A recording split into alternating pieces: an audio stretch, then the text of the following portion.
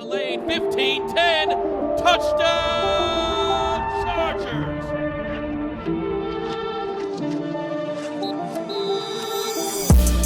It's a free agency edition of Chargers Weekly. As always, joined by Matt Money Smith.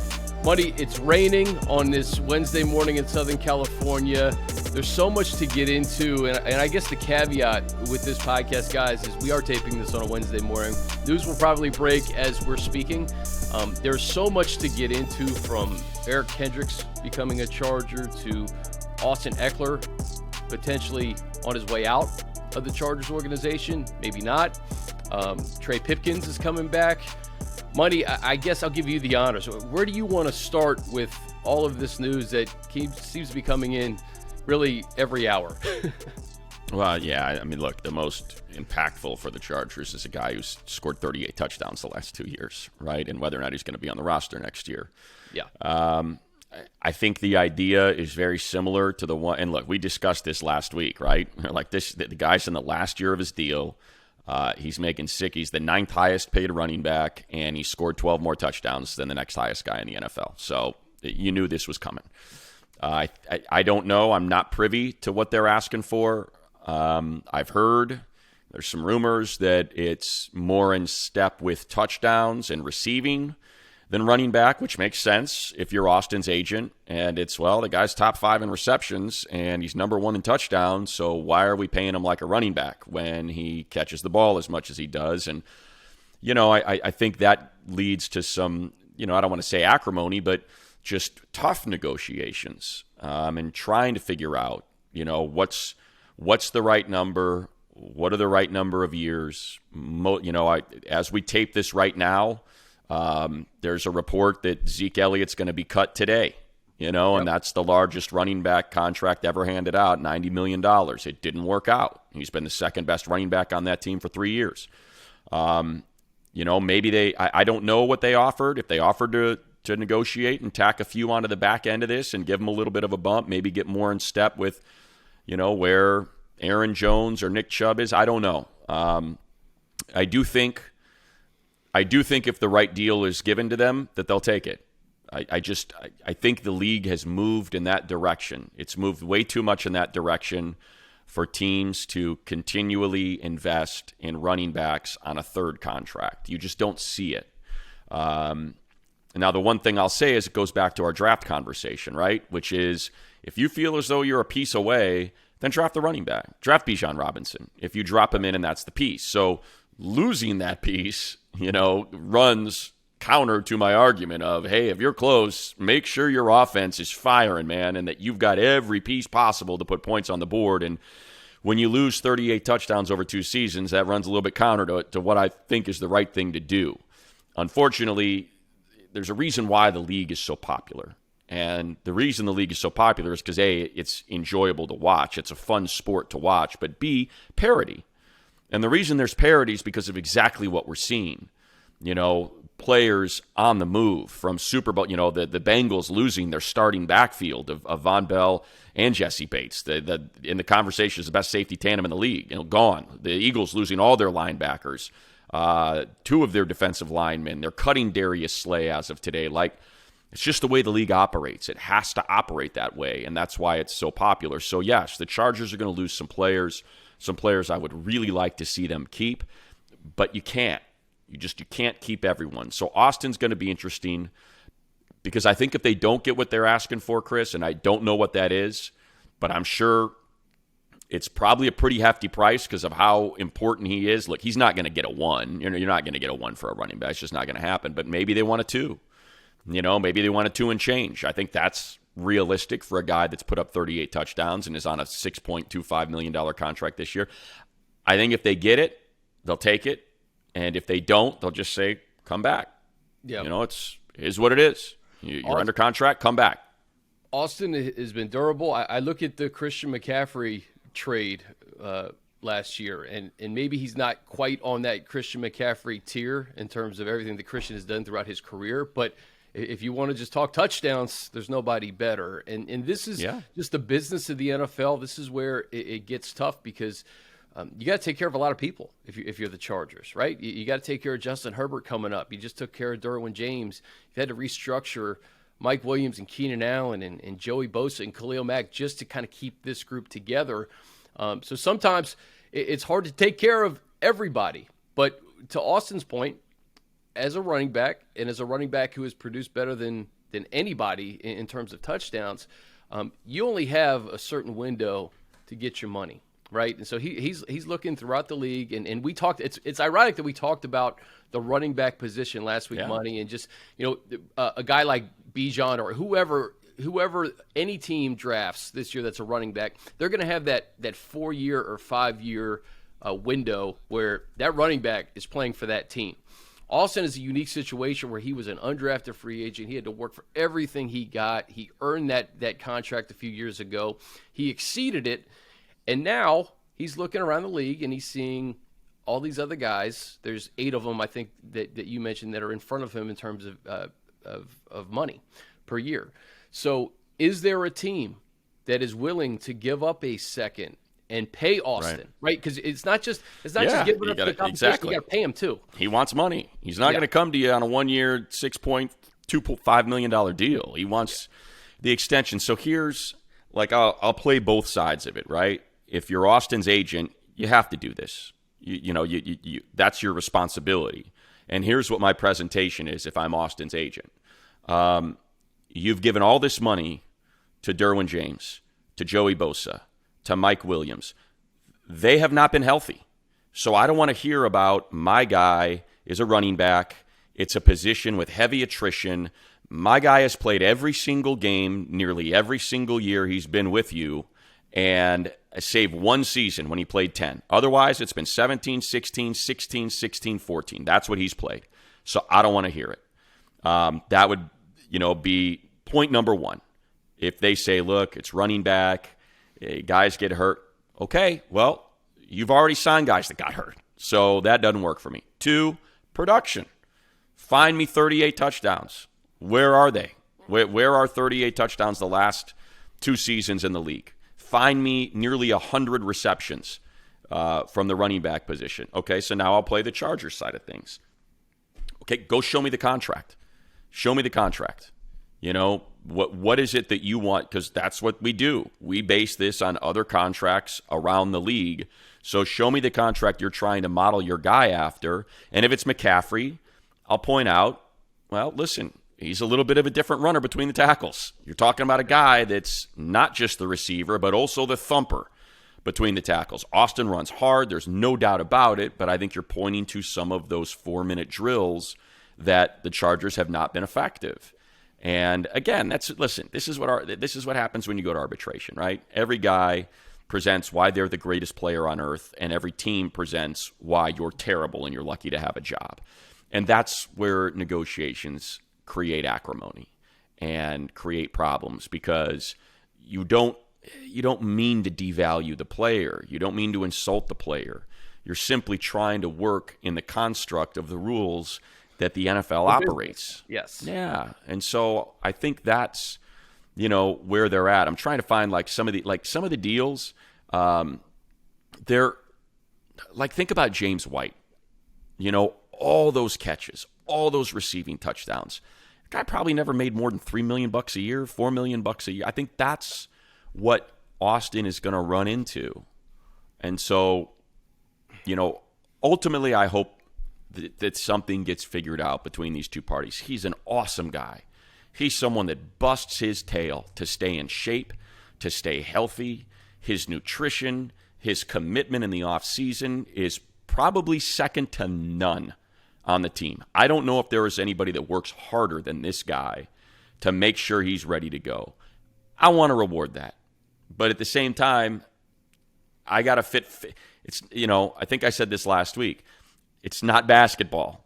You can't get by with 2 huge salaries and fill in around those 2 superstars. It's 53 guys, and it's really hard to put that puzzle together. In Money, honestly, if Austin is catching 100 balls, I don't think that's good for the Chargers, right? I want Justin Herbert that's what they'll throw say. The football down the field, right? And in the same breath, I think Austin Ekeler is extremely integral to what they do and how they want to play.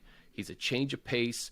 We've said it. He's an offensive weapon. He is a hybrid running back, wide receiver, playmaker. So this is where it gets difficult.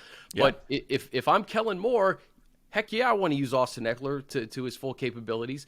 But at the same time, I don't want it to be a check down to Austin Ekeler. I want Justin Herbert to throw the ball down the wheel route field to Keenan, or a wheel route, or get Austin down the field. I want this offense to go vertical. So it's going to be interesting. As I said, we're taping this on a Wednesday morning. Greg Kim, our producer. Greg, if anything breaks, just come in and let us know. I just saw Aaron Rodgers says he intends to play for the Jets money, so I guess there we go. Breaking news. Here we go, right? So Aaron Rodgers. And we play the Jets in New York. Yep. How about that? Chargers play the Jets in New York, and I'm telling you right now, if in fact that is if Rodgers on Pat McAfee's show, we love Pat, give him the credit. He said it himself. My intention is to play for the New York Jets. So there you go. Now, two teams still got to come to an agreement. But what I would say is think about London, folks. To me, that game screams London. Jets, Chargers, Aaron Rodgers, Justin Herbert. It's because look, he's in the AFC East. He's going to get 2 with Josh Allen. He's going to get 2 against a Bill Belichick defense. He's going to get 2 against Tua and the Dolphins and that defense. He's got a lot of primetime games coming. Big Fangio defense with Jalen Ramsey. He's got a lot of primetime games coming, and I could totally see the league being like, let's take care of our international partners here and get a little Justin Herbert, Aaron Rodgers action across the pond. Interesting that would not surprise me at all. Money, we've seen this coming for weeks now that it was trending towards the Jets, but I just find it very interesting that he would leave the NFC, right, to join up with a Jets team that hasn't had a lot of success getting to the postseason, with Josh Allen and that Miami team and the Patriots in that division, with Justin Herbert and obviously Patrick Mahomes and all Burrow and maybe Lamar Jackson, all these other quarterbacks in the AFC.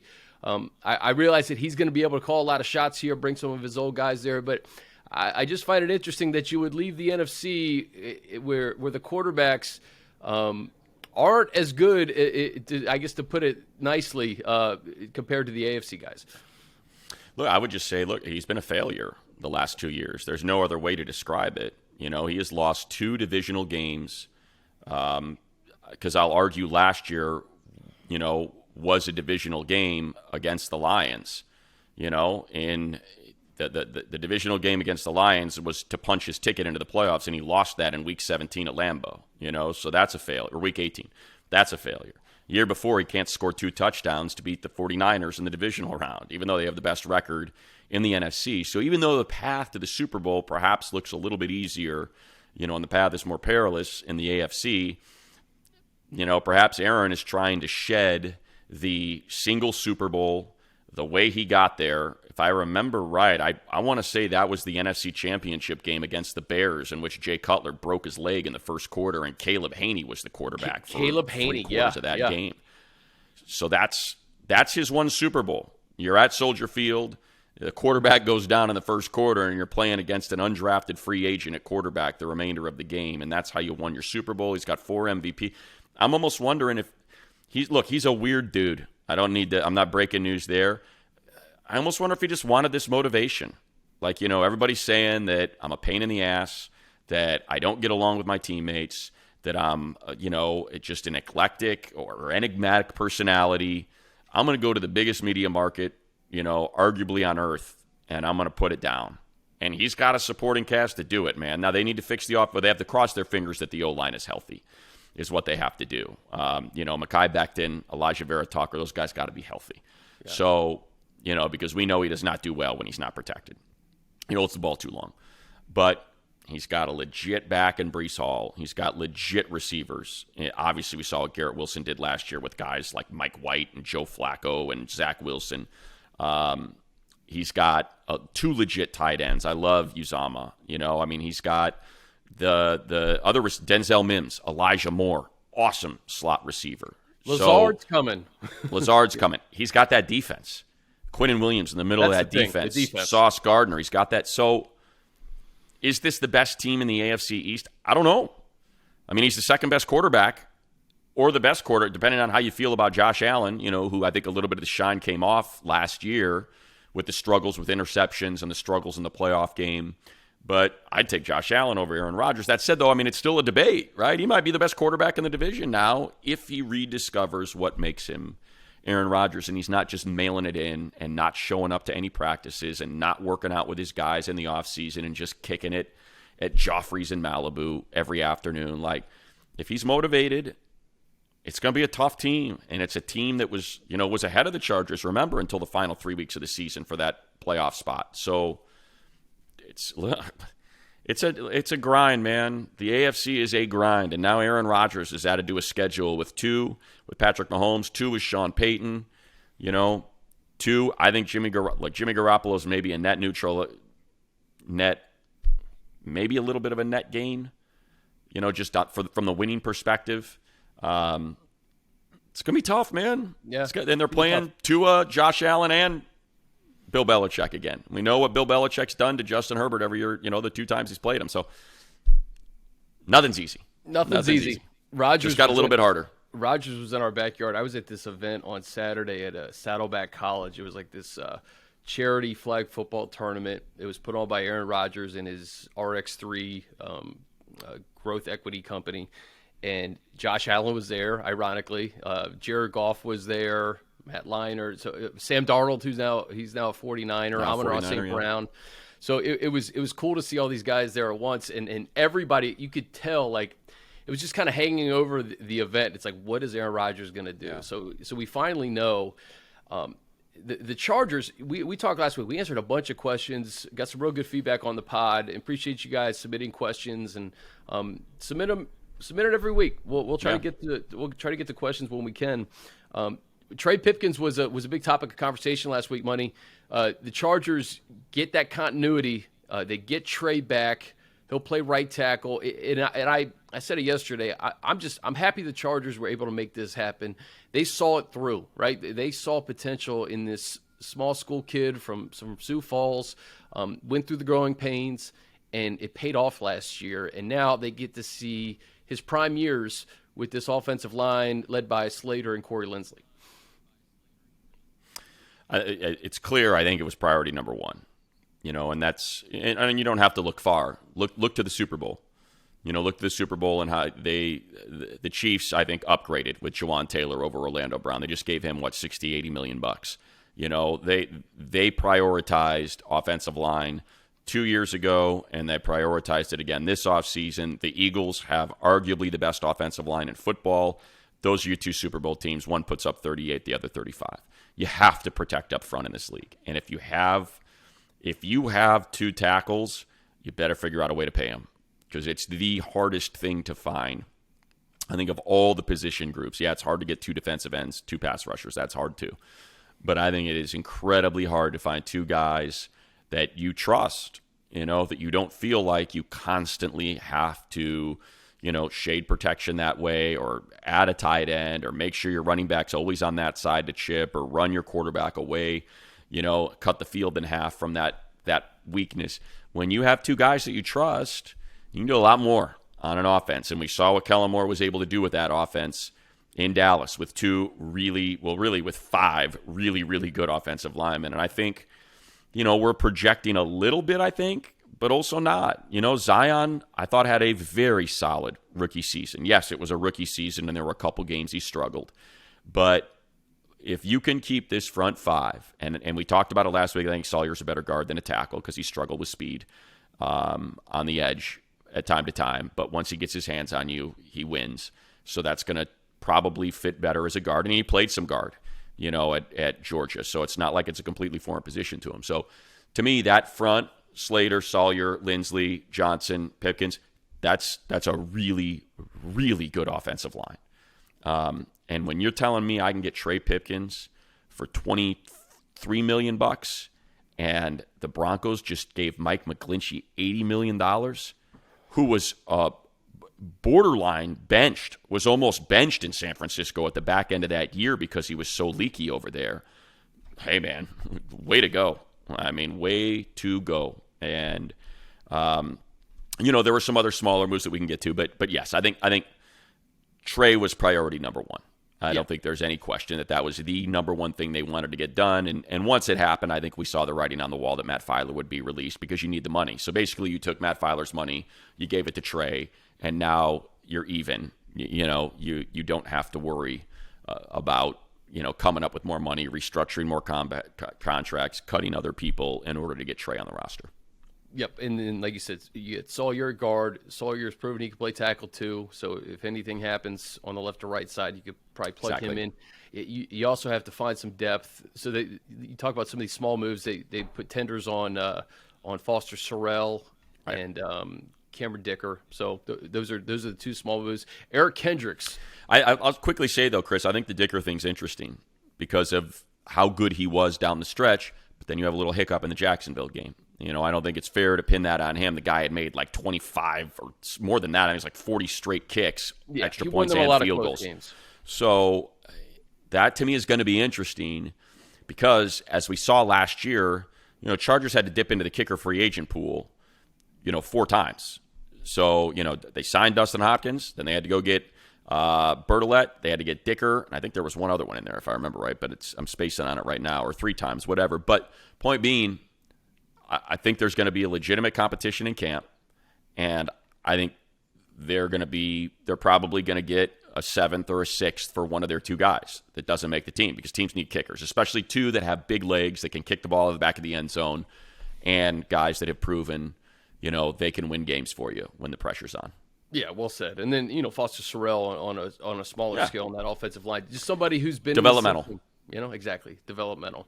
A guy who's not developmental, who's been in the league for a long time, UCLA Bruin, Eric Kendricks, coming back to L.A.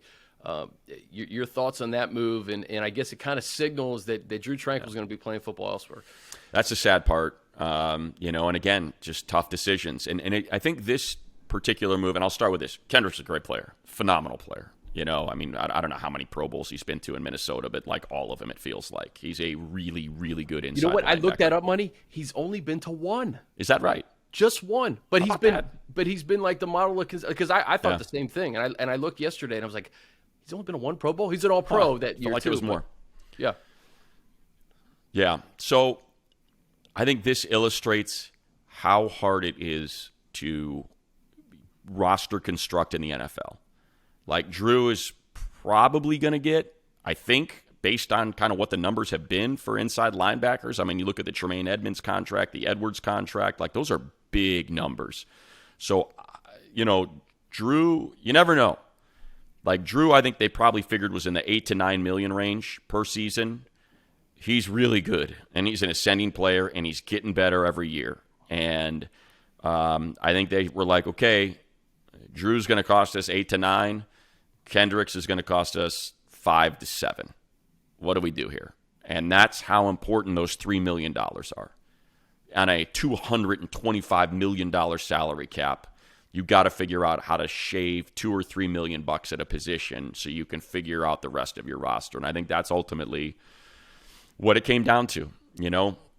It's one of the, I can't remember which GM it was that said it, but I think Tom has probably said it as well, and if he hasn't, because he's not the kind of guy that pats himself on the back, but, we'll do it here. It's what happens when you draft well. When you draft well, you can't pay all your guys. Hunter Henry's going to leave. Drew Tranquill's going to leave. Chenna Nwosu's going to leave. Now, the one thing I would say is when the market doesn't deliver what the player hopes the market's going to deliver, I think that's when you got to get in there and try to figure out if you can make something happen. Like when I thought Chenna was going to get one of those $60, $70 million deals. And when it didn't show up and it became $10 million per year, and I think it was like a 3-year, $28 million, figure it out, man. Figure out a way to get him back. It's like, hey, we wished you well. We wanted you to get that big money deal. Okay, how about not having to pull up stakes and take off? Let's maybe do something here and see if you can either get back into the market next year and make all that money for yourself. And, we'll protect you on the back end with a couple years, in case it doesn't work out for you. Like, I would love to see more of that. Like, think about if they have just been able to keep Chenna last year for $10 million, man. Oh my God. To be able to have him in that depth at the edge. Like, that's what I'm thinking with Drew is, Kendricks is in his prime. Is he starting to dip after? I don't know. Right now, I think he is still in his prime. But Drew was just starting to get into it. So I think that's one of the things you have to think about if you're Tom. If the market does not give Drew what he's looking for, we know how much he loves it here. Can you figure out a way to keep him and keep that depth on this team? Yeah. John Johnson is another name that's been swirling around Twitter, and obviously nothing official, obviously, but a guy that surprised me just because I think they like Alohi so much, and he's so affordable. You're talking about John Johnson, who's probably going to want a few $1 million, and Alohi's making like $800,000. As a 6th round pick or whatever he was. So that's the one that for people that are getting all excited and they're trying to connect that. And look, maybe it will happen. Maybe Johnson doesn't have a again. I think it's all what does the market bear. It's all about the market. But yeah, if it's me, like if I'm the one with the purse strings and I'm the one if I'm John Spanos and I'm writing the check, get me Dalton Schultz. He wants to come here. It's clear. You can see through social media. There are so many seeds being planted. Rumor is Chargers are interested. Dalton Schultz might want to reunite with his... Okay, that's his agent. He wants to be a Charger. He loves playing for Kellen Moore. The guy's been incredibly productive. Get it done. Like, go get that done. That way you don't have to be a slave to your draft pick. You know what I mean? You can now draft it. Look, if there's a tight end there, God knows, 2 tight end sets, nothing wrong with that. I was going to say, though, it's gonna ruin our Dalton Kincaid content. It's gonna ruin our Mayer content. If we bring Dalton Schultz up, it would be awesome. So what if you bring in Dalton Schultz and you draft Washington, and now you've got that 6th offensive lineman tight end, and Dalton Schultz is kicked outside, and you can't cover him with a safety, and you can't cover him with a linebacker. Come on. I mean, it's all right. It's all numbers. It's all the numbers game. So that's the one thing that's interesting about him is he kind of fits that Travis Kelce mode more than he does that full service tight end. He's a really hard cover. Now he blocks too. Don't get me wrong. He can block his ass off if he's asked to. But and I think the thing is, Chris, he's a really good player. Dalton Schultz is a really good player. So if that's how you fill your tight end, that's a win. That's a win. The more guys you could bring in that are familiar with what Kellen Moore likes to do too, especially for Justin Herbert, I think the better. The running game under Kellen Moore is just going to be so fascinating now as we wait to see what happens with Austin Ekeler. So if Austin Ekeler stays, what do they do to complement Austin? If he goes, we're talking about a whole new running game. I don't know if it's going to be more of a power running game. Do they try to identify, Zeke, I know is at the tail end of his career, even though he's only 27.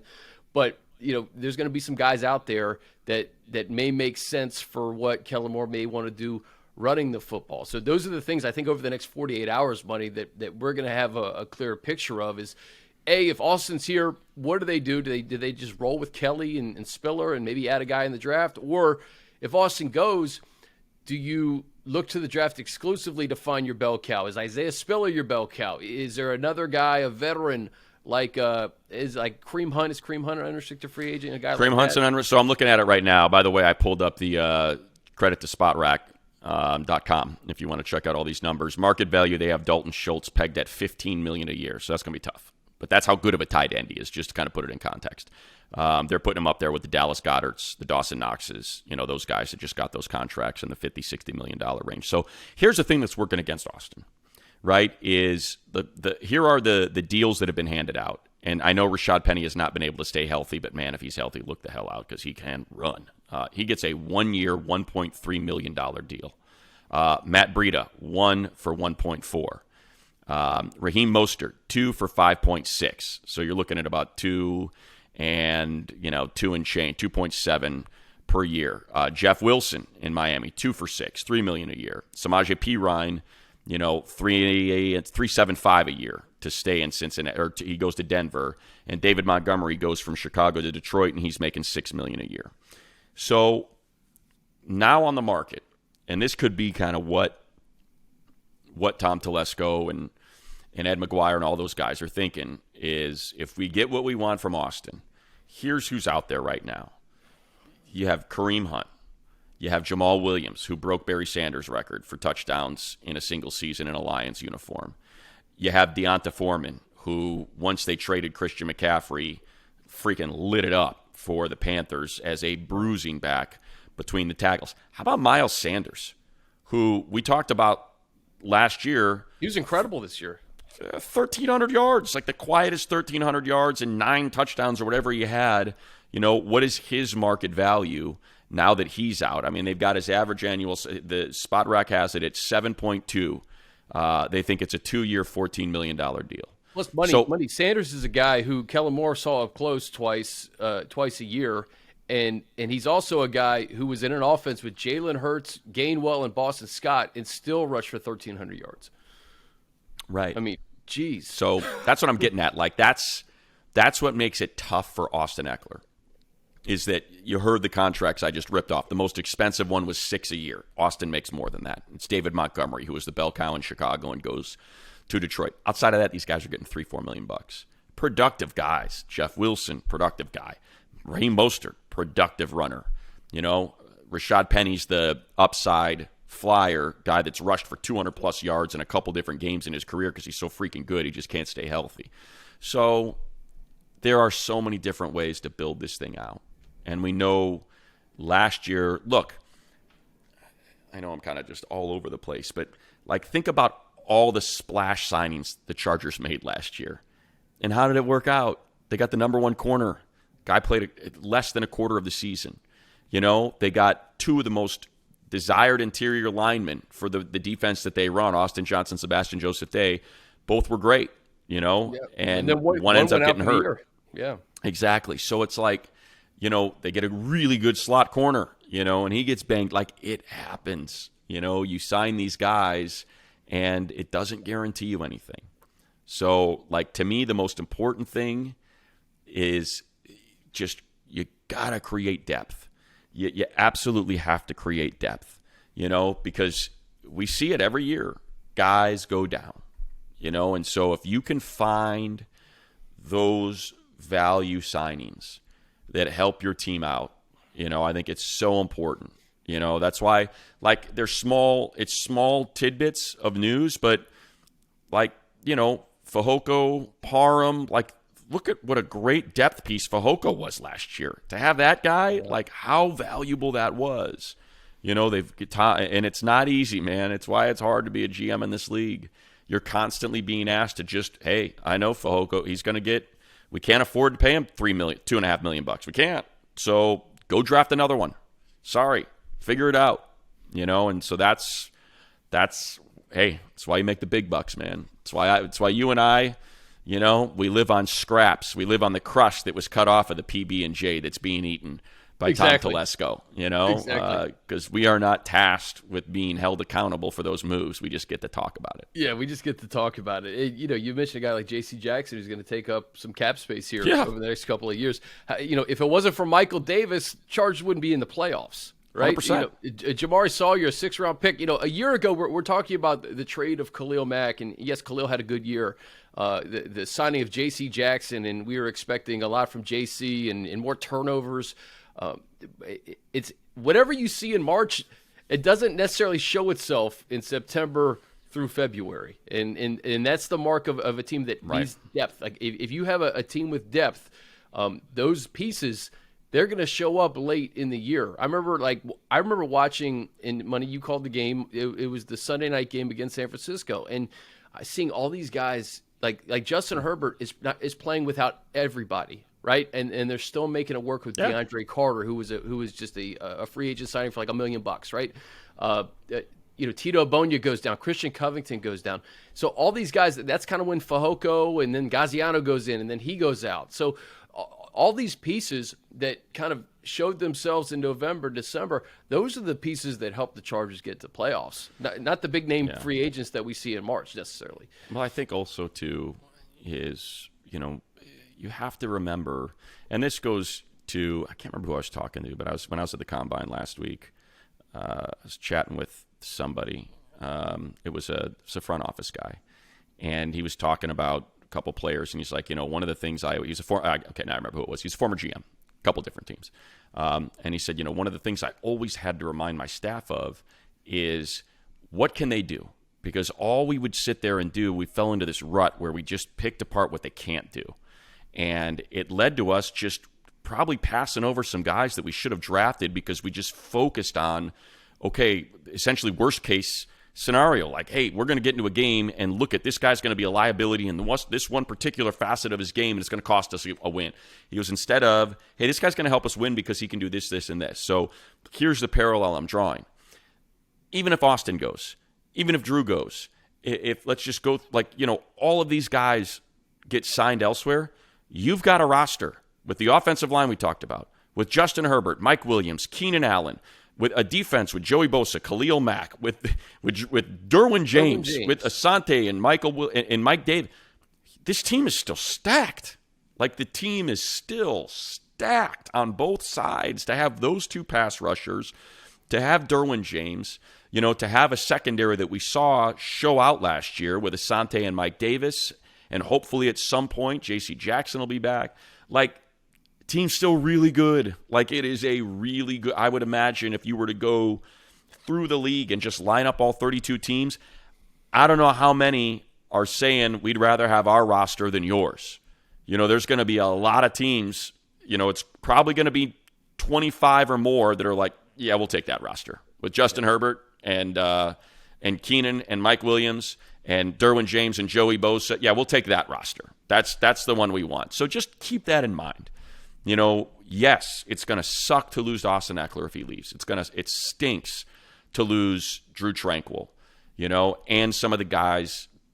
And that's one of the great things about a team and cheering for a team is watching young men realize their potential and realize their dream and go from being undrafted out of Western Colorado to the NFL's touchdown leader in back-to-back seasons. It's a great story. It makes us feel great because, we're not Derwin James. We're not, look, I'm not saying we're Austin Ekeler. Hell no, we're not Austin Ekeler. But he's an NFL player. But we identify more with Austin Ekeler, with Braden Fehoko. You saw Braden's story on come on, what the hell's it called? HBO, Hard Knocks. And you saw the joy and the tears, in his family when he made the team. Like, we all relate to that, and we become attached emotionally to these players. And it's something that I was taught early when I worked for the Lakers. I had one of the people on the training staff that just said, "No, dude, you're a likable guy. You're great. I enjoy conversing with you. The players are certainly going to like talking to you. Don't be their friend. Be nice, be cordial, be a great colleague, but do not get emotionally caught up in these guys. It's not worth it." And that's something I've always kept an arm's length. Always, enjoyed my conversations with them. You want to be cordial. By no means am I ever standoffish. I say hi. I'll chat with the guys and snack and in meals and all that sort of stuff, or if we're walking around. But they leave. It's a short, capricious business, and they have to take care of themselves financially because their earning window is from 3 to 15 years if they're incredibly lucky. Yeah, it's the business. And, I look at the Chiefs too, Money. Think of all the players who have come and gone with Patrick Mahomes and Travis Kelce, right? Tyreek Hill's gone now. They bring in Kadarius Toney and Juju Smith-Schuster. Clyde Edwards-Helaire, is now Isaiah Pacheco. The offensive line, they bring in Creed Humphrey, and now Orlando Brown's gone. They bring in Taylor. If you have the franchise quarterback and then you have a staple with 100%. Him, like a Kelce, you can build around, right? So the big piece here, obviously, is Justin Herbert. And, Keenan and Mike have been with Justin. We'll see how much longer. But we know for 2023, those guys are back. Justin Herbert's back. Yeah. Corey Linsley's back. Rashawn Slater's back. So you can make things work around a franchise quarterback and have sustained success in the NFL. Now they have to get past the wild card round. Now they have to now that we're in Justin Herbert's fourth season, they have to get past that wild card round. They got to get to the divisional round. They got to get to an AFC championship and continue to build. But when you have those 2 or 3 pieces, you know you're going to be in good shape for a long period of time. Yeah, look, it's a great point. It's a great point because when the Chiefs traded Tyreek Hill, what did we all say? That changes everything. That is the queen on the chessboard, outside of a quarterback position that every defense had to account for. And now you don't, and it's going to be so much easier to play the Chiefs. And it was, but they still figured out how to win because they had enough. It wasn't as dominant. It wasn't as explosive. They had to win tight games before they were blowing people out, by 10, 14 points because of the explosive play availability of Tyreek Hill. But they figured it out. And yeah, look, the Chargers were up 28-0 in a playoff game and lost it. That can't happen. It shouldn't have happened. Mm-hmm. It's the greatest playoff collapse, one of the greatest playoff collapses in the history of the NFL. So you would like to think that history isn't going to repeat itself. But I think when something like that does happen, you do have to take inventory. And you have to ask yourself, okay, why did it happen? And do we have the right people? And that's top down. I'm not talking about just players. I'm talking about coaches. That's why we got a new offensive coordinator and a quarterback coach, because they couldn't get a first down. They could not convert third downs in the second half. They could not run the 4-minute drill. They had no ability to run the ball on designed runs. So they went out and got a guy that does it better than almost anybody else in Dallas. And what he's done with Tony Pollard, and Zeke Elliott and that running game in Dallas these last 5 years. So they went out and got him. Defensively, Ronaldo Hill is out. Derek Ansley's elevated. Brandon, I'm sure Coach Staley is doing some self-evaluation. He says he does all the time, that you got to be honest with yourself. And they've got to fix that because they couldn't get off the field.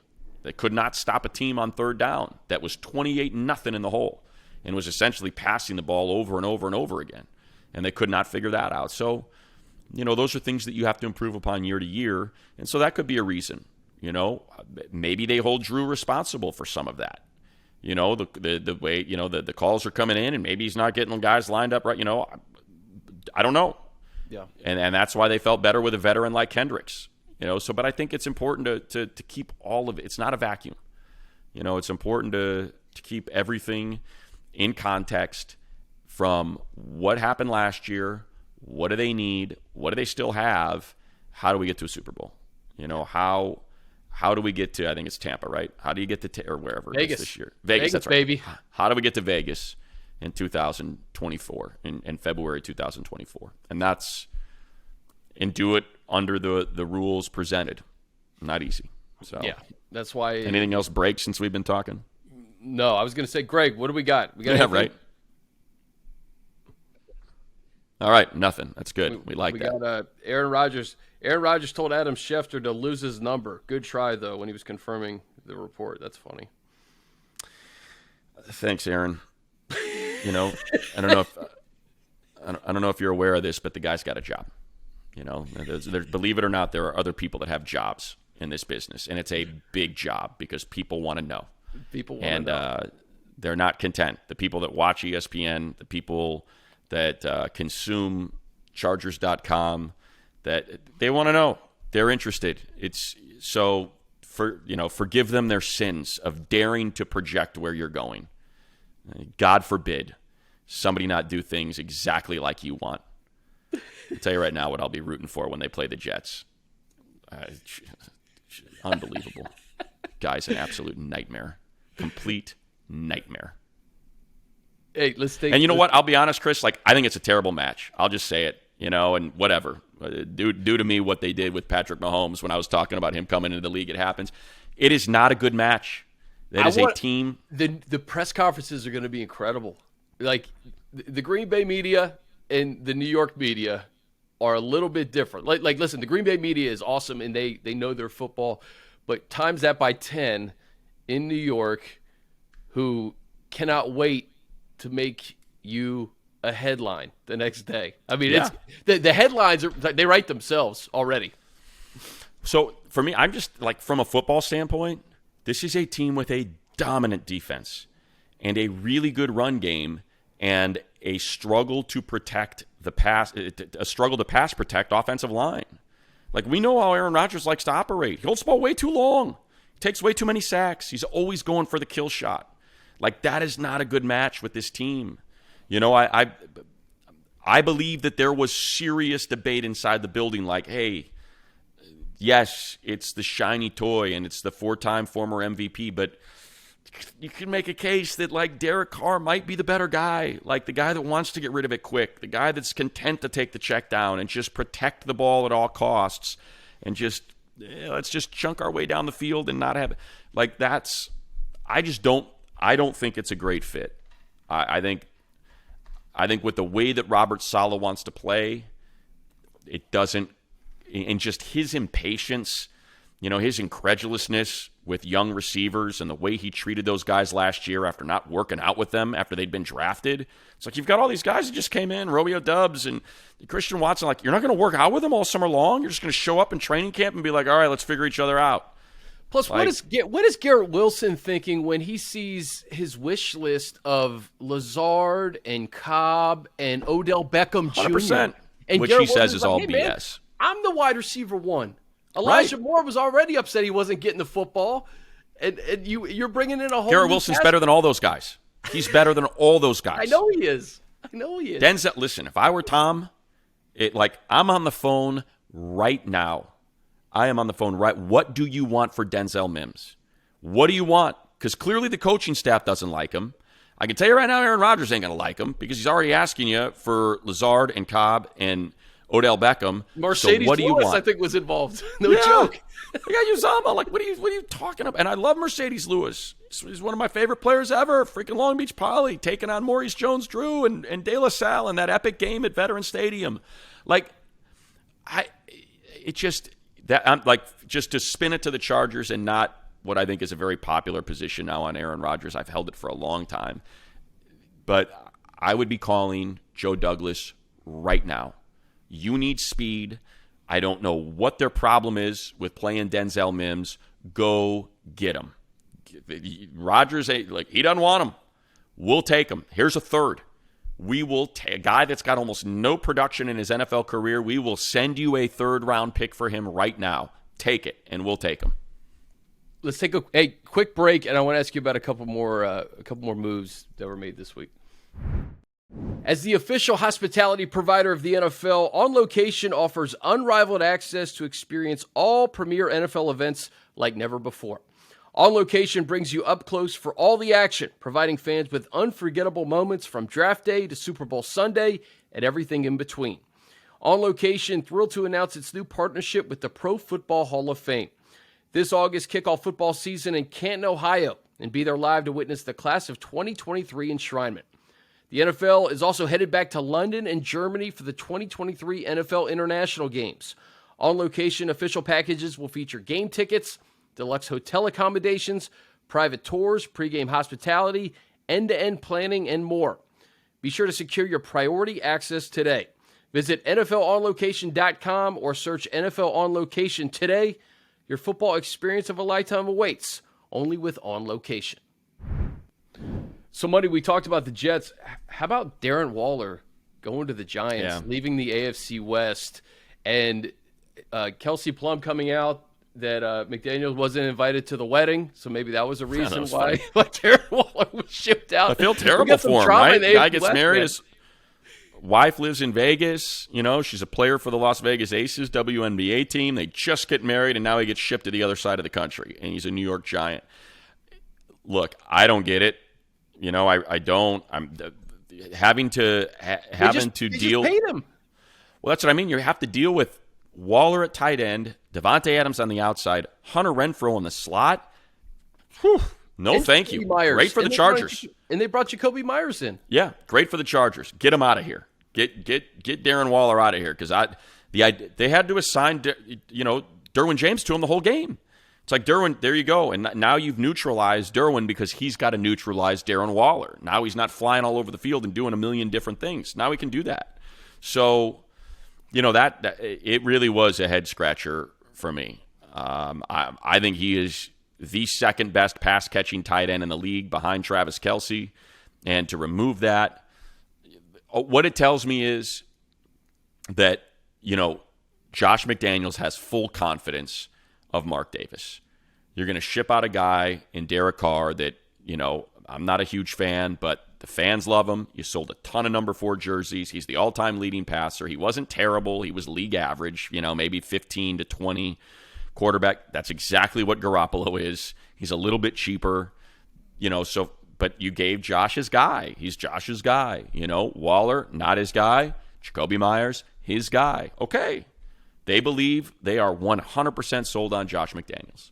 So they are allowing him to construct the roster in his image, and that's what he's doing. And it's either going to work or it's not. And guess what? Show me the Bill Belichick disciple that's worked. I'd love to see it because it hasn't happened. Didn't happen for Charlie Weiss. Didn't happen for Romeo Crennel. Didn't happen for Bill O'Brien. Has not happened for Josh McDaniels. None of the Joe Judge, Matt Patricia. There is not one. The majority of them fail spectacularly. Yeah. They don't just fail, they fail spectacularly. So that's not what I'm saying Josh McDaniels is going to do, but I'm saying that's a hell of a risk to take if you're Mark Davis. And you're going to allow him to tear apart your team and build it up in the vision in which he sees it should be built. Now, it's not like the Raiders have had any success. They have not won a playoff game in 20 years, 21 years. So, okay, what the hell? Figure it out. They got to get their defense right, too. I mean, So how about this, by the way? Denzel Mims, 0 career touchdowns, has barely played for the Jets. 4.3840. 4.3840. Vertical, 39. Broad jump, nearly 11 feet. This dude freaking flies. He flies. He's, what is he? He's 210 pounds. He's 6'3". Go get him. Go get him. But Elijah Moore's another guy who, which is, it's crazy to me that if these are reports that Rodgers wants these former Packers to come in and play, and Odell Beckham, but it's just, I think it's a complete disrespect to the dudes that are on the roster. Elijah Moore's a good player. Well, but the thing with Denzel is they haven't played him. They have not played him. He's got career 42 catches. Think about Josh Palmer, right? Denzel Mims been in the league for 3 years. He's got 42 catches, 676 yards, and no touchdowns. Palmer had more than that this year. I don't think you even need to give up a 3rd-round pick, right? Maybe a 5th-round pick. I think the problem is Joe Douglas loves him, and he can't. That's my guess. Is he's like, why won't you play this guy? He's 6'3", 210 pounds, and he runs a 4.340. Why is he not on the field? Get him out there. And for some reason, they won't. So go get him. He was drafted in the 2nd round. Like you said, give up a 4. Who knows? This may be a time to get him because, Joe Douglas is busy now signing Lazard and trying to get this Aaron Rodgers thing right. So you can't keep all these receivers because they're not all going to touch the football. Like you said, Mims doesn't even touch the football now. Last one I want to ask you about was Jalen Ramsey going to Miami. It's another team. Chargers play the Dolphins again this year too. That defense is going to be really good. We know what that offense is all about. If Tua can stay healthy, just yet another contender in the AFC. It's a grind, man. You want to. If you're a Chargers coach or in the front office, just go ahead and I'll Google it for you right now too. Go into Chargers opponents 2023 and get a look at what that looks like. And it's obviously Sean Payton with the Broncos now. It's the Raiders, and 2 with the Raiders, 2 with the Broncos, 2 with the Chiefs, and Patrick Mahomes and defending Super Bowl champs. On top of that, you got the Bills. Josh Allen, 2nd in the MVP voting last year. The Dolphins just added Vic Fangio for defense and Jalen Ramsey, and we already know Xavier Howard and Is he still on the team, or they let him go? Yeah, no, they let go of Jones. So Xavier's still there. Christian Watson up front, Jalen Phillips, all that length at end. Like, that's a really good defense, and now Vic gets to coordinate that. You get the Ravens. Please get rid of Lamar Jackson. Let him go to the NFC.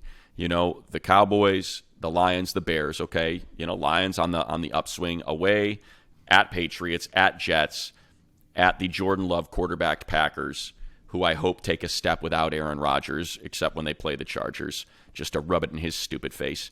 And the Vikings and the Titans. It's a tough schedule, man. It's a tough schedule.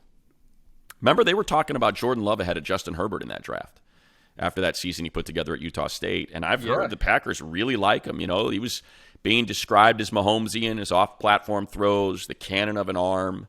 There was a conversation that he should be the third quarterback drafted ahead of Herbert because of some of those splash plays that he put together at Utah State. So don't forget, he's a talent. Love and Herbert worked out together in Costa Mesa leading up to the draft, preparing for the combine. And that's what's funny is, like, imagine Justin Herbert and not really seeing him at all until 2023, right? Like, imagine having him just wrapped up and not playing at all. And this is kind of what we're going to get with Jordan Love. But it looks like Jordan Love has taken some strides, and I'm with you. I hope the Packers do take a step forward with Love, and he has a good 2023. Yeah, just not against the Chargers, that's all. Not against the we get to go to Lambeau. Yeah. I can't wait for that. That's going to be fun. Yeah, it's great. I've called a handful of games there before I got the Chargers job. I used to call, for people that don't know, games nationally for syndicated Compass Media, and probably did 3 or 4 Lambeau games, and it's just awesome. It's awesome. Like, one of my favorite, I've told the story before, but they have such a great PR team, just the great people, and one of them picked me up from the airport.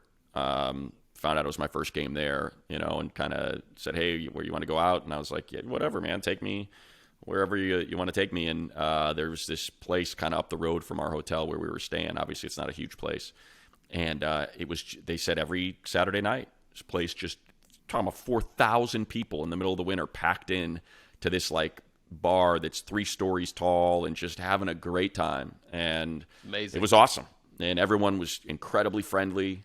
And it's such a cool place. And then I remember going to the stadium that day. And to get to the stadium, I'm driving through a neighborhood. It's just, I don't get on a freeway to go there. I'm taking neighborhood streets as all these houses along this line are, using their lawns as parking for people. I look to my right, I'm at a stoplight, and it's a funeral home.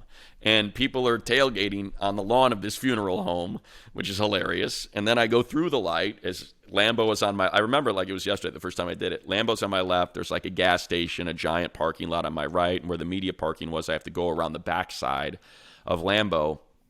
And there's a Catholic church right behind Lambeau in a neighborhood, right? Lambeau's just dropped right in the middle of this neighborhood. So there's houses, and here's a Catholic church.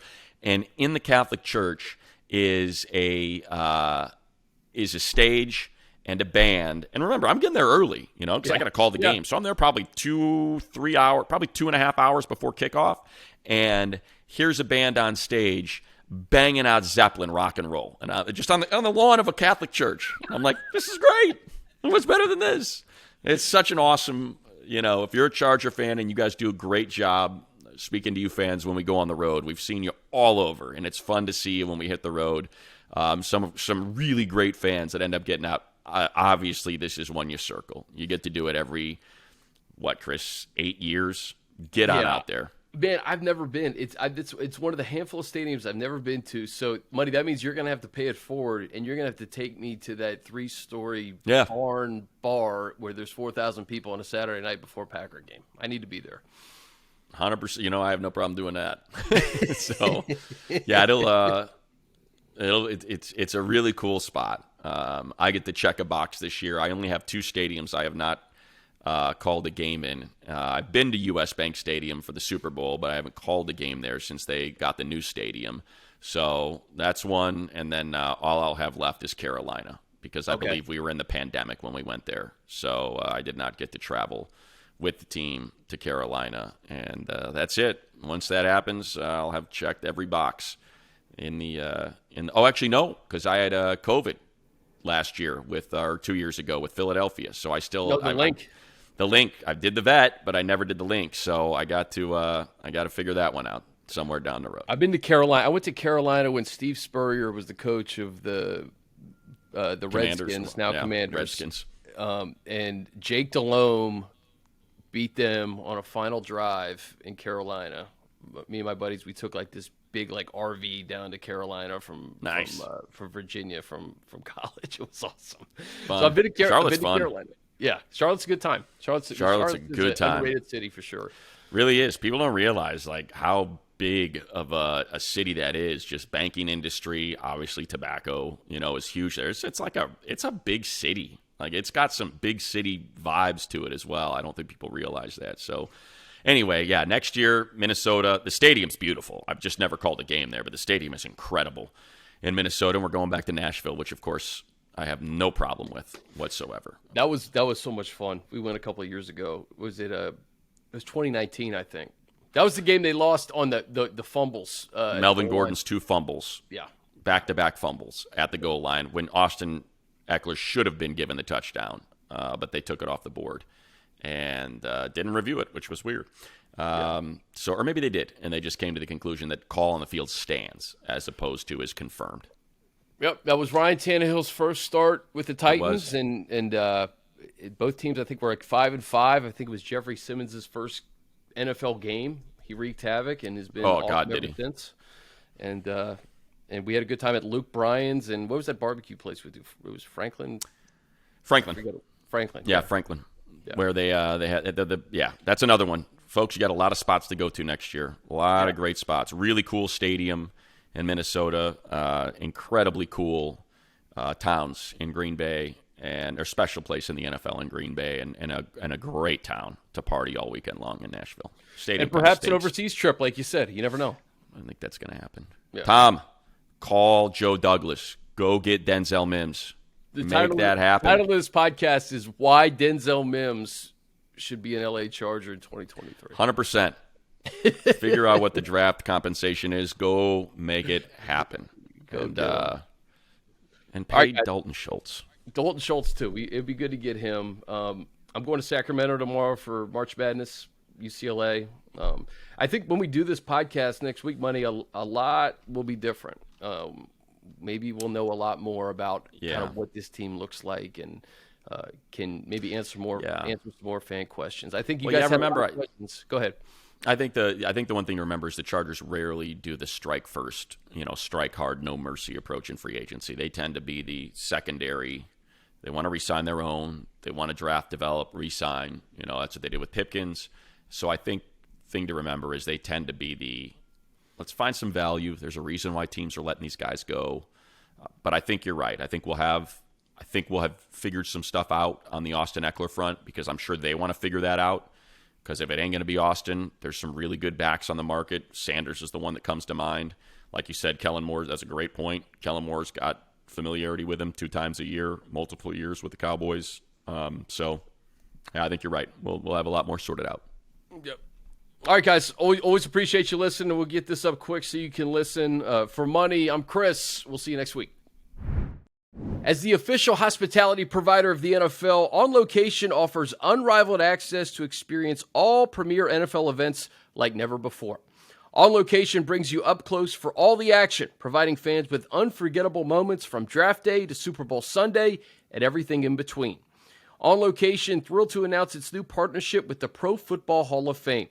This August, kick off football season in Canton, Ohio, and be there live to witness the class of 2023 enshrinement. The NFL is also headed back to London and Germany for the 2023 NFL International Games. On Location official packages will feature game tickets, deluxe hotel accommodations, private tours, pregame hospitality, end-to-end planning, and more. Be sure to secure your priority access today. Visit NFLOnLocation.com or search NFL On Location today. Your football experience of a lifetime awaits, only with On Location.